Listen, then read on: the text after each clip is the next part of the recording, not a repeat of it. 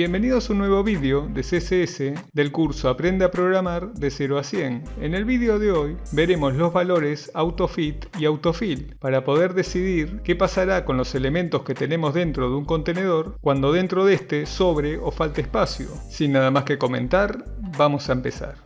Vamos a comenzar yendo a la carpeta del curso. Copiamos el archivo llamado grid.html para usar como modelo. Lo pegamos aquí mismo en esta carpeta. Y vamos a cambiar su nombre por grid3.html. Seguido nos vamos a ir al Sublime Text y vamos a abrir el archivo que acabamos de crear llamado grid3.html que tenemos dentro de la carpeta del curso. En este archivo vamos a hacer algunas modificaciones. Por ejemplo, quitamos este código comentado, este también, estas líneas de código las vamos a quitar, estas también, y por último, estas también. Aquí, para el ejemplo de hoy, vamos a indicar que solo tendremos en la rejilla una fila de 100 píxeles de alto. Por lo tanto, ya que contamos con una rejilla de una fila con 4 columnas, vamos a eliminar algunos divs que nos sobran. Básicamente nos quedaremos con 4 divs dentro de este contenedor y por último lo que haremos es ingresar dentro del selector con la clase container el atributo border, en donde como valores indicaremos que el borde será de 5 píxeles de tipo solid y como color le pasaremos purple. Por lo tanto, si ahora abrimos este archivo en el navegador, clicando el botón derecho del ratón y luego en Open in Browser,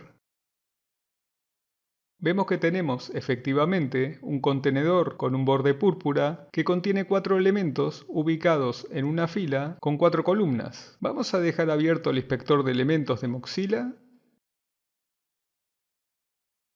y vamos a habilitar también la rejilla de este div para que se vean las columnas bien marcadas.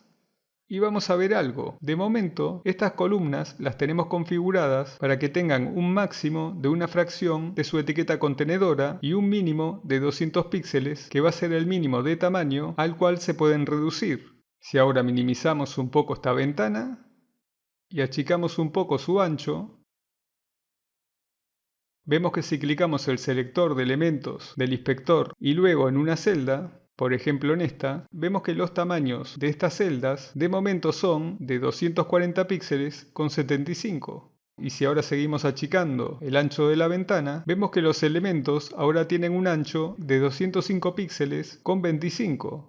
Pero si seguimos achicando el ancho de la ventana, vemos que cuando los elementos alcanzan un mínimo de tamaño de ancho de 200 píxeles, ya no reducen su tamaño de ancho, haciendo, como podemos ver, que los elementos sobresalgan de su caja contenedora, ya que como indicábamos en la configuración de las columnas, cuando alcancen un tamaño mínimo de 200 píxeles, ya no van a reducirse. Una de las cosas que podemos hacer es que cuando los elementos no quepan en su caja contenedora, en lugar de sobresalir de ella, como está ocurriendo ahora, podrían saltar a una nueva fila donde tendrán espacio para ubicarse. Para hacer esto, nos vamos a ir al Sublime Text.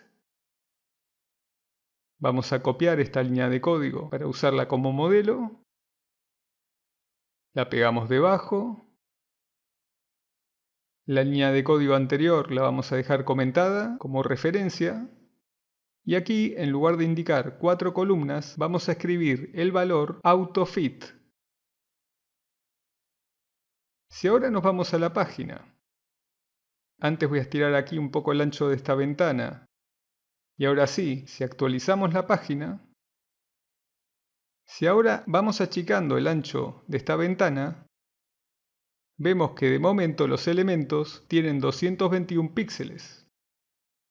Si ahora seguimos achicando el ancho de esta ventana, vemos que ahora tienen un ancho de 200 píxeles con 5. Pero al alcanzar los elementos este tamaño de ancho, lo que ocurre es que si seguimos achicando el ancho del contenedor, vemos que el último elemento salta a una nueva fila, haciendo que los demás elementos ya cuenten con un espacio mayor en el contenedor para repartirse. Y vemos que si seguimos achicando el ancho del contenedor, vemos que de momento los elementos de esta fila tienen 201 píxeles. Pero si seguimos achicando el ancho de este contenedor, como estos elementos no pueden tener un tamaño de ancho inferior a 200 píxeles, vemos que la última celda acaba de saltar a la segunda fila. Y si a continuación volvemos a agrandar este contenedor, al tener los elementos más espacios para repartirse, van volviendo a su posición original. A continuación vamos a volver al Sublime Text. Vamos a dejar comentada esta línea de código para usar como referencia. Debajo volvemos a pegar el código que habíamos copiado y aquí, en lugar de indicar un 4, vamos a indicar el valor autofill. A continuación nos vamos a la página. Antes voy a achicar un poco el ancho de esta ventana. Y ahora sí, vamos a actualizar la página y de momento vemos que los elementos tienen un ancho de 228 píxeles con 75.